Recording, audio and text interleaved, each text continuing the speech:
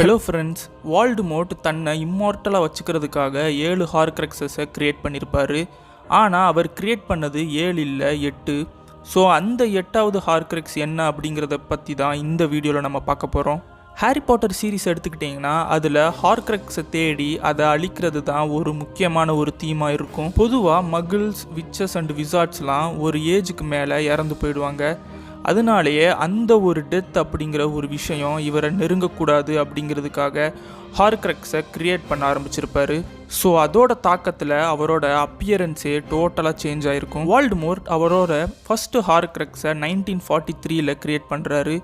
அவரோட first Horcrux அவரோட diary தான். அதை எப்படி க்ரியேட் பண்ணுறாருன்னா, மோர்னிங் மர்ட்டில் பேசிலிஸ்கை வச்சு கொன்னுடுறாரு. அதுக்கப்புறம் இவரோட ஒரு பார்ட் ஆஃப் சோலை இந்த டைரியில் வைக்கிறாரு. ஸோ அதே வருஷத்தில் செகண்ட் ஹார்க்ரக்ஸையும் க்ரியேட் பண்ணுறாரு. அதுதான் மார்வலோ காண்டோட ரிங். அதுக்கப்புறம் 1943 to 1946 சாலசார் ஸ்லிதரினோட லாக்கெட்டை ஹார்க்ரக்ஸாக மாற்றுறாரு. அப்புறம் ஹெல்கா ஹஃபுல்பஃபோட கப்பை ஹார்க்ரக்ஸாக க்ரியேட் பண்ணுறாரு. அதுக்கப்புறம் 1946 எண்டில் ரொவினா ரேவன்க்ளோ டைடமையும் ஹார்க்ரக்ஸாக மாற்றுறாரு. அதுக்கப்புறம் ஒரு கட்டத்துக்கு மேலே ப்ராஃபஸியை பற்றி கேள்விப்படுறாரு. அதை தெரிஞ்சுக்கிட்டு ஹாரியை கொல்றதுக்காக அவர் வீட்டுக்கு போவார். ஸோ அங்கே ஹாரியை கொல்ல ட்ரை பண்ணும்போது லில்லி ஹாரி மேலே லவ் ப்ரொடெக்ஷன் போட்டு ப்ரொடெக்ட் பண்ணிடுவாங்க. இதனால வால்டமோர்ட் அழிஞ்சு போய் ஹியூமன் ஃபார்ம் இல்லாமல் அல்பானியன் ஃபாரஸ்ட்டில் சுற்றிட்டு இருப்பார். ஸோ அப்போதான் ப்ரொஃபஸர் குரில் வால்டமோர்ட்டை தேடி அந்த ஃபாரஸ்ட்டுக்கு வருவார். 1990 குரில் வால்டமோர்ட் கூட பாடி ஷேர் பண்ண ஒத்துப்பார். ஸோ அதிலிருந்து குரில் தான் வால்டமோர்ட்டோட 8th ஹார்க்ரக்ஸ். ஸோ இவரை வால்டமோர்ட் ஒரு டெம்பரரி ஹார்க்ரக்ஸாக யூஸ் பண்ணியிருப்பார். அதுக்கப்புறம் 1994 நாகினியை ஹார்க்ரக்ஸாக க்ரியேட் பண்ணுவார். ஸோ இதோட வால்டமோர்ட்டோட ஹார்க்ரக்ஸ் 8. ஸோ ப்ரொஃபஸர் குரில் தான் அந்த 8th ஹார்க்ரக்ஸ். ஸோ ஹார்க்ரக்ஸ் இன்னொருத்தவங்களோட பாடியிலையோ இல்லை ஒரு ஆப்ஜெக்ட்லேயோ தான் இருக்கும். பட் ஹார்க்ரக்ஸ் ஒரு பாடியில் இருக்கும்போது அந்த பாடியோட டோட்டல் கண்ட்ரோலையும் இந்த ஹார்க்ரக்ஸ் எடுத்துக்கும்.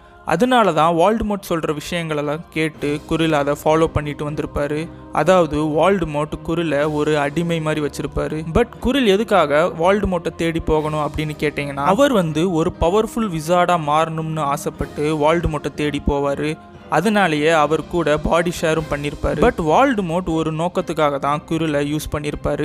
ஆனால் அது தெரியாமல் குரில் தான் பவர்ஃபுல்லாக இருக்கணும் அப்படிங்கிறதுக்காகவே வால்டமோர்ட் சொல்கிற எல்லா விஷயத்தையும் ஃபாலோ பண்ணிட்டு இருப்பார்.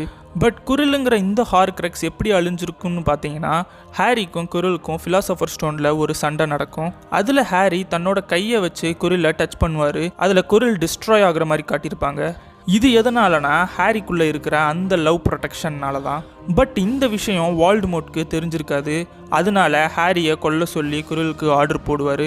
பட் அங்கே நடந்த என்கவுண்டரில் குரில் அழிஞ்சு போயிருப்பாரு. அப்போது குரிலோட பாடியிலிருந்து வால்டமோர்ட் எஸ்கேப் ஆயிருப்பாரு. ஸோ இதில் வால்டமோர்ட் ஒரு ஹார்க்ரக்ஸ் ஃபார்மில் தான் அழிஞ்சு போயிருப்பாரு.